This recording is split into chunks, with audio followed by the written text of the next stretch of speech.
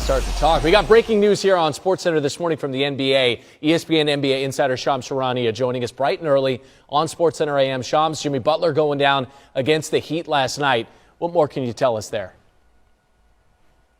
Randy, sources tell me Jimmy Butler has been diagnosed with a season-ending torn ACL. His season is over. He faces a recovery timetable of really the next calendar year, and this shatters the hopes that the Warriors had this season of contending for a championship around Stephen Curry. The Warriors had been playing their best basketball of the season, 4 straight wins, 12 of their last 16. And Jimmy Butler, since he arrived in Golden State, has lifted this team to having a chance in the Western Conference. They have a 676 win percentage since he joined the Warriors last February. And even this season, he's at his one of his most efficient seasons in the NBA. One of 4 players that have 20 points per game or more, an assist-to-turnover ratio of 3 or more, joining Nikola Jokic, Shai Gilgeous-Alexander, and Jamal Murray. And so he's turning 37 this summer. He faces a lengthy recovery, so a lot of questions about his future. But for the immediate future of the Warriors, this really puts a dent in their chances to compete for a championship.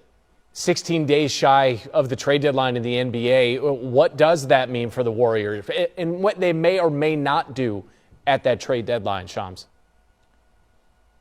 In some shape or form, the Warriors are back on the roller coaster that is their saga with Jonathan Kuminga. And whether they go all in again with Kuminga to see, can he play in the absence of Jimmy Butler, the focus is going to squarely be on him. He demanded a trade last week, the first day he was eligible to be traded on January 15th. My sources tell me the relationship between him and Steve Kerr is fractured beyond repair. So do you go back to Jonathan Kuminga now, given the state of the relationship, or here in the immediate future, do you try to find a deal out there on the marketplace that can help the Warriors win and compete without Jimmy Butler? That's a gaping hole for this team. So 2 teams that have interest in Jonathan Kuminga, the Dallas Mavericks and Sacramento Kings. So does a player, say DeMar DeRozan, does that fit the bill of what the Warriors could need without Jimmy Butler? But one way or the other, the Warriors are about to find out where they stand with Jonathan Kuminga this season. Fractured beyond repair stands out to both Gary and I in studio. We're like, oh boy. Warriors have won 6 of their last 7 games. They're in the 8th spot in the Western Conference standings. Shams Charania with the very latest. Thank you, sir.